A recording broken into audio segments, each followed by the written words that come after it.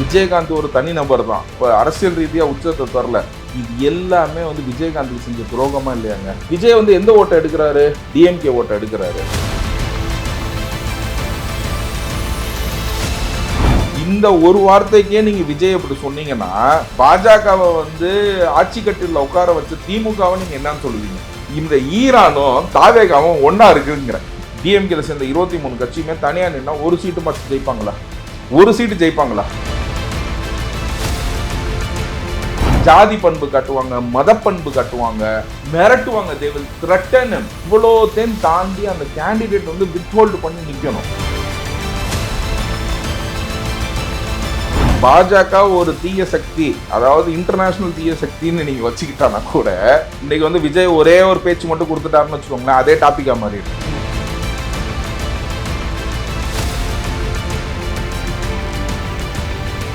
இப்போது புதிய அறிமுகம் ஆச்சி ஹோட்டல் சாம்பார் 50 கிராம் ரூபாய் 20 மட்டுமே. ரெட் நூல் தமிழ் நேயர்கள் அனைவருக்கும் வணக்கம். இன்று நாம் சந்திக்க போகும் சிறப்பு விருந்தினர் வழக்கறிஞர், சமூக செயற்பாட்டாளர் திரு ஆரோக்கிய சதீஷ் அவர்கள். சார் வணக்கம். வணக்கம். எப்படி இருக்கீங்க? நல்லா இருக்கிறேன் சார். எப்படி இருக்கிறீங்க? நல்லா இருக்கேன் சார். விஜயோட பழைய ஸ்பீச் ஒன்னெல்லாம் எடுத்து ட்ரெண்ட்ல இப்ப வந்துட்டு இருக்கு. என்னன்னா 2014 கோயம்புத்தூர்ல மோடி அவர்கள் பிரதமர் கேண்டிடேட்டா இருந்தாரு. அப்ப அவரை மீட் பண்ண செய்திகளை நீங்களுமே பார்த்திருப்பீங்க. குருஜி அப்படிங்கிற ஒரு வார்த்தையை பிரதமர் வேட்பாளர் மோடியை சொல்லியிருப்பாங்க. இதை வச்சு சொல்றாங்க இவரோட பாஜகவுக்கு புதியவர் இல்ல அப்படி இல்ல, இது பாஜகவுக்கு புதியவர்கள் இல்ல அப்படின்னு சொல்லிட்டு எல்லாமே சொல்லுவாங்க. நான் ஒன்னே ஒன்று சொல்றேன், நான் மக்களுக்கே ஒன்னே சொல்றேன். நீங்க திமுக ஓட்டு போட்டது இல்லையா? அதிமுக ஓட்டு போட்டது இல்லையா? நாம் தமிழர் ஓட்டு போட்டது இல்லையா? மாத்தி மாத்தி போட்டனால தான் மாத்தி அரசு அமைஞ்சிச்சு. ஸோ இங்க மக்களே வந்து மாத்தி தான் போடுவாங்க. புரிஞ்சுங்களா? நம்ம சில பேரை நல்லவர்னு நினைப்போம், நல்லவர்னு நினைச்சு அங்க போய் அண்டுவோம். புரிஞ்சுங்களா? அதுக்கப்புறம் பார்த்தீங்கன்னா அவங்க தான் பெரிய ஃப்ராடுன்னு தெரிஞ்சோன்னா அதுலேருந்து வெளியில் வருவாங்க. இதுதான் மக்களோட பார்வை. இது தலைவர்களுக்கு வந்து ஒப்புள்ளாத பார்வையும் கிடையாது. இன்னைக்கு வந்து நீங்கள் விஜய்க்கு இல்லை, இன்னைக்கு நிர்மல்குமார் வந்து அவர் ஹோம் மினிஸ்டர் இஸ் கம்மிங்னு சொல்லி பேசினார். எங்கே அவர் பிஜேபியில் இருக்கும்போது அவர் ஹோம் மினிஸ்டர் இஸ் கம்மிங்னு. இப்பயும் அமித்ஷாவை வந்து ஹோம் மினிஸ்டர் தான் கூப்பிட்றாருன்னு பழைய வீடியோ எடுத்து போட்டு நிர்மல்குமாரே வந்து ட்ரோல் பண்ணுறாங்க. புரிஞ்சுங்களா? இந்த ட்ரோலிங்னா வந்து நடந்துக்கிட்டு தான் இருக்கும். இதுக்கு வந்து அப்பாற்பட்டவங்களே இல்லை. இந்த ஒரு வார்த்தைக்கே நீங்க விஜய் அப்படி சொன்னீங்கன்னா ஓகேங்களா, பாஜகவை வந்து ஆட்சி கட்டில உட்கார வச்ச திமுகவை நீங்க என்னன்னு சொல்லுவீங்க? ஓகேங்களா? இங்க தமிழ்நாட்டுக்கு பாஜகன்னு ஒன்றை இன்ட்ரோடியூஸ் பண்ண திமுகவை நீங்க என்னன்னு சொல்லுவீங்க? புரிஞ்சுங்களா? இன்னைக்கு கூட இருக்கிற அதிமுகவை நீங்க என்னன்னு சொல்லுவீங்க? பாஜக ஒரு தீய சக்தி, அதாவது இன்டர்நேஷனல் தீய சக்தின்னு நீங்க வச்சுக்கிட்டானா கூட பாத்தீங்கன்னா இன்னைக்கு வந்து அந்த சூழ்நிலை தான். இன்னைக்கு வந்து நம்ம உலக விஷயத்தையும் இன்னைக்கு கொஞ்சம் கலந்து இதுல பேசுவோமே, ஓகேங்களா? பேசலாம். அதாவது இன்னைக்கு ஈரான் எப்படி இருக்கு, ஓகேங்களா? இந்த ஈரானும் தாவேகாவும் ஒன்னா இருக்குங்கிற. ஈரானும் தாவேகாவும் நான் ஒரே மாதிரி ஒரு நரேட்டிவ் சும்மா என்னோட இதுக்கு நான் சொல்றேன், ஓகேங்களா? அந்த மாதிரி பாத்தீங்கன்னா சுத்தி இருக்கிறவனா வந்து எல்லாம் முஸ்லீம் கண்ட்ரிஸ் தான். ஆனால் இவங்கலாம் நல்லவங்களா கெட்டவங்களான்னு தெரியாமல் இருக்கிறோம். ஓகேங்களா? இந்த சைடு யூஏஇயா இருக்கட்டும், கத்தாராக இருக்கட்டும், ஓமானா இருக்கட்டும், ஈஜிப்டா இருக்கட்டும், ஜார்டனா இருக்கட்டும், எல்லாமே வந்து முஸ்லீம் கண்ட்ரிஸ் தான். ஆனால் வந்து பார்த்தீங்கன்னா ஈரான் வந்து என்ன நினைக்கிறான், சுற்றி இல்லைங்கன்னா நம்ம ஆளுங்க தாண்டா அப்படின்னு நினைக்கிறான். ஓகேங்களா? ஆனால் அவங்க நல்லவங்களா கெட்டவங்களான்னு புரியாம அந்த சூழ்நிலை வந்து தாவேகாக இருக்குது. சுற்றி வர சூழ்நிலைகளில் இருக்கிற எல்லா அலையன்ஸுமே வந்து பார்த்தீங்கன்னா ஏன் தாவேகா வேணான்னு சொல்லுதோ இன்னைக்கு ஏன்னு கேட்டிங்கன்னா, ஒரு விதத்தில் வந்து நம்மனா இஸ்லாமியர்கள்னு சொல்லி யூஏயும் பேசுவோம், ஆனால் அமெரிக்காவுக்கு இடமும் கொடுக்கும், தன் இராணுவத்தை வச்சுக்கிறதுக்கு இடமும் கொடுக்கும். அதுதான் கடுப்பா என்ன பண்ணா ஈரான் எல்லாத்தையும் அடிச்சு விட்டான். ஓகேங்களா? எல்லாத்தையும் சுற்றி அடிச்சு விட்டது இதுதான். இன்னைக்கு அதுக்கு நம்ம என்ன பண்ணுறோம், பாராட்டு தெரிவிக்கிறோம். அதே தான் இன்னைக்கு தாவேகாவும். ஆனால் தான் சுற்றி எந்த அலையன்ஸையுமே சேர்க்கலை. எங்கே நீங்கள் அலையன்ஸ் போனீங்கனாலும் சரி, இது is a very very difficult டாஸ்க்குங்க. இன்னைக்கு வந்து தாவேகா அலையன்ஸ் போலன்னு நான் சொல்கிறாங்க. சொந்த கட்சிக்காரங்க. இப்போ நீங்கள் நல்லா ஒன்று நீங்கள் பார்க்கணும், விஜயகாந்த் அவர்கள் இருந்தார், ஓகேங்களா? எவ்வளோ சீட்டு கொடுத்தாங்க இந்த அலையன்ஸுக்கு? போய் 41 சீட்டு கொடுத்தாங்க. எவ்வளோ சீட்டு ஜெயிச்சாரு? 29 சீட்டு ஜெயிச்சாரு. அதுல எத்தனை பேர் அவருக்கு லாயலா இருந்தாங்க? இப்ப அதிமுக இருக்கக்கூடிய தலைவர்கள் சரி, இப்ப ஈரோடு கிழக்கு எனக்கு தெரிஞ்சு வந்து பாத்தீங்கன்னா 8 to 10 எம்எல்ஏ தான் விஜயகாந்துக்கு லாயலா இருந்தாங்க. ஓகேங்களா? பாக்கி அவர் சீட்டு கொடுத்தவங்க எல்லாமே வந்து பாத்தீங்கன்னா ஒரு 12 எம்எல்ஏ அப்பயே வந்து பாத்தீங்கன்னா அதிமுகக்கு ஆமஞ்சாமி போட்டு நடிகர் அருண் பாண்டியன், மாஃபாய் பாண்டியராஜன் அப்படின்னு இந்த சைடு பார்த்திபன், சேலம் பார்த்திபன், சந்திரகுமார் எல்லாமே இவங்களுக்கு 3 பேர். அங்க 10ல இருந்து 12 போனாங்க. இங்க வந்து ஒரு 3 பேரு. ஓகேங்களா? மற்றவங்கன்னா மற்ற கட்சிக்கு எல்லாமே போனாங்க. இது எல்லாமே வந்து விஜயகாந்துக்கு செஞ்ச துரோகமா இல்லையாங்க? ஏன்னா விஜயகாந்த் ஒரு தனி நபர் தான். பொலிட்டிக்கல்ல he would have not been the heights. புரிஞ்சுங்களா? உச்சத்தை அவர் வந்து தொடல. ஓகேங்களா? இப்போ அரசியல் ரீதியா உச்சத்தை தொடல. ஒருத்தன் சாவுல தாங்க தெரியும் உச்சத்தை தொட்டானா இல்லையானு. அந்த சாவுல வந்து அவருக்கு வந்த கும்பல் மக்களும் தான் வந்து விஜயகாந்த் வந்து உச்சத்தை தொட்டுட்டாருங்கிறதுக்கு ஒரே ஒரு ரீசன் வந்து அது விஜயகாந்துக்கு வந்தது. அவர் உடல்நல காரணமானதான் நெக்ஸ்ட் வந்து அவர் ஃபெயில் ஆனார் ஒழிய, இல்லைன்னா விஜயகாந்த் திரும்பவும் அவருக்கு வந்து செல்ஃப் எடுத்திருக்கோம். அதே மாதிரி பார்த்தீங்கன்னா சுற்றி இருக்க 4 பேர்த்தையும் நம்ம நல்ல முடியாது. புரிஞ்சுங்களா? 2 கம்யூனிஸ்ட் ஒரு 4 பேர் வந்தாங்கடா விஜயகாந்தை கவுத்தாங்கடா அப்படின்றதும் வந்து இருக்குது. இந்த நரேட்டிவ்னா வந்து இன்னும் நான் சொல்றேன், இது இன்னைக்கு விஜய்க்கு வந்து என்ன கேட்டீங்கன்னா 234 தொகுதியில வேட்பாளர் போடுறது அவ்வளவு ஈஸி கிடையாது. புரிஞ்சுங்களா? கேண்டிடேட் வந்து அவருக்கு கிடைச்சிருங்க. அவருக்கு கேண்டிடேட் கிடைச்சிரும். அந்த கேண்டிடேட்டை வந்து பாத்தீங்கன்னா இன்ஃப்ளூயன்ஸ் பண்ணுவாங்க, பவரை வச்சு இன்ஃப்ளூயன்ஸ் பண்ணுவாங்க, பணத்தை வச்சு இன்ஃப்ளூயன்ஸ் பண்ணுவாங்க, மிரட்டுவாங்க. They will threaten him. புரிஞ்சுங்களா? அதுக்கப்புறம் ஜாதி பண்பு காட்டுவாங்க, மத பண்பு காட்டுவாங்க. புரிஞ்சுங்களா? இவ்வளோத்தையும் தாண்டி அந்த கேண்டிடேட் வந்து வித்ஹோல்டு பண்ணி நிக்கணும். புரிஞ்சுங்களா? இவ்வளோ கஷ்டம் வந்து இப்ப இது வந்து ஆரம்பம் தான். இது வந்து வெறும் இது நான் நெக்ஸ்ட் வந்து என்னோட ப்ரெடிக்ஷன்ஸ்னா சொல்றேன், இதெல்லாம் நடக்கும். ஏன்னு கேட்டீங்கன்னு வச்சுக்கோங்க, நான் வந்து தேர்தலில் போட்டிட்டு இருக்கேங்க. ஓகேங்களா? நாங்க வந்து மைனாரிட்டி சார்பாக வந்து நாங்க நின்றுருக்கோம். புரிஞ்சுங்களா? நாங்க வந்து உண்மையிலே நான் சொல்றேன், நாங்க வந்து நீங்க பதிவை மட்டும் தான் நாங்க செய்யணும்ன்றத நினைச்சோம் இல்ல, we will be only a spoiler. நாங்க ஜெயிச்சிருக்க மாட்டோங்கிறது எனக்கே தெரியும்.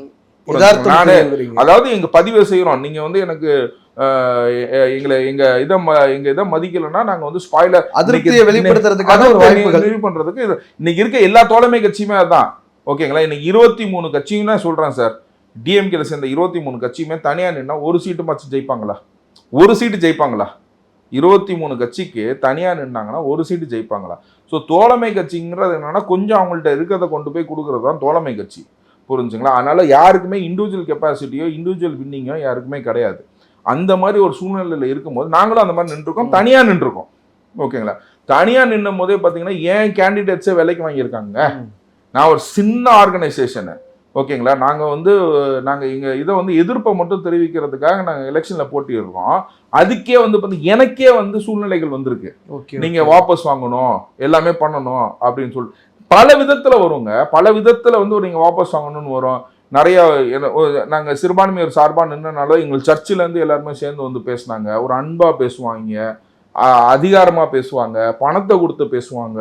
இந்த மாதிரி எல்லா சூழ்நிலையும் 234 தொகுதியில நீங்க கேண்டிடேட் போட்டு அந்த கேண்டிடேட் வித்ஹோல்டு பண்றது வரைக்கும் வந்து பாத்தீங்கன்னா விஜய்க்கு போராட்டம் இருக்குது.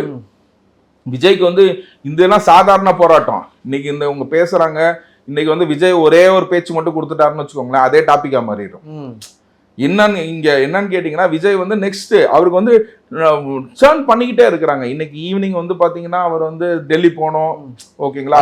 அடுத்த கேள்வியா அந்த மாதிரி அப்படியே கேள்வியாவே கேட்டுறேன். சொல்லுங்க. இப்ப சிபிஐ வந்து சம்மன் அனுப்பிச்சிச்சு இதற்கு முன்பாக வந்து, அப்போ வந்து அவர் கட்சி பணிகள்னால போக முடியல. இப்போ 15ஆம் தேதி வந்து நீங்க ஆஜராகணும் அப்படின்னு சொல்லியிருக்காங்க. இன்னொரு விஷயம் என்னன்னா 17ஆம் தேதி செந்தில் பாலாஜி ஆஜராகிறாரு. 14ஆம் தேதியே ஒரு கிளம்பி டெல்லிக்கு போயிட்டாரு. அப்ப ஏதோ ஒரு பேரம் நடக்க போகுது இன்னைக்கு அப்படின்னு சொல்றாங்க. நல்லா யோசிச்சு பாருங்க. இது டெல்லிக்கு வந்து 2.5 மணி நேரம் ஃபிளைட்டு. ஓகேங்களா? ஏர்போர்ட்ல இருந்து நீங்க போய் நீங்க டெல்லியில லேண்ட் பண்ணோன்னா ஒன்றும் இல்லை, ஜென்ரலா வந்து பாத்தீங்கன்னா 1.5 மணி நேரம் ஆகும். நீங்க சென்னையே கனெக்ட் பண்ணிக்கோங்க, அதோட ஒரு எக்ஸ்ட்ரா ஒரு 1/2 அன் ஹவர் தான் சொல்றேன். ஓகேங்களா? 1 மணி நேரம் ஆகும்ல நம்ம வீட்டுக்கு போகிறதுக்கு, ஏர்போர்ட்லேருந்து இறங்கி நம்ம வீட்டுக்கு போகிறதுக்கு. இப்படி போயிட்டு நீங்கள் அட்டன் பண்ணிட்டு அதே டேயில் நீங்கள் ரிட்டர்ன் பண்ண முடியுமா? இதெல்லாம் வந்து ஒரு சௌரியத்துக்காக வந்து பார்த்தீங்கன்னா டே 1 வந்து அவங்க ரெஸ்ட் பண்ணுவாங்க. ரெஸ்ட் பண்ணிவிட்டு நெக்ஸ்ட் டே மார்னிங் போயிட்டு அவர் வந்து அட்டன் பண்ண போகிறாரு. அட்டன் பண்ணிவிட்டு நெக்ஸ்ட்டு ஃப்ளைட்டில் வர போகிறாரு. அதுக்குள்ளே என்னமோ நைட்டோட நைட்டாக வந்து மோடி என்னமோ மஃப்ளர் போட்டிக்கிட்டு அந்த ஸ்டார் ஹோட்டலுக்குள்ளே நுழையிற மாதிரியும் இதுதான் நெரேட்டிவ். இதுதான் இப்போ என்னன்னு கேட்டிங்கன்னா பிஜேபி வந்து என்ன சொல்லும் அப்படின்னு கேட்டிங்கன்னா எங்கள்கிட்ட வந்துருவாருன்னு சொல்லி அவங்களோட ஓட் பேங்க் வந்து இப்போ டிரான்ஸ்ஃபர் ஆகுதுல விஜய்க்கு, அதை வந்து தடுப்பாங்க. புரிஞ்சுங்களா? டிஎம்கே என்ன சொல்லணும், அவங்களும் இவங்களும் கூட்டுன்னு சொல்லிட்டு இவங்கள்ட்ட இருந்து போற ஓட் பேங்க்கு தடுப்பாங்க.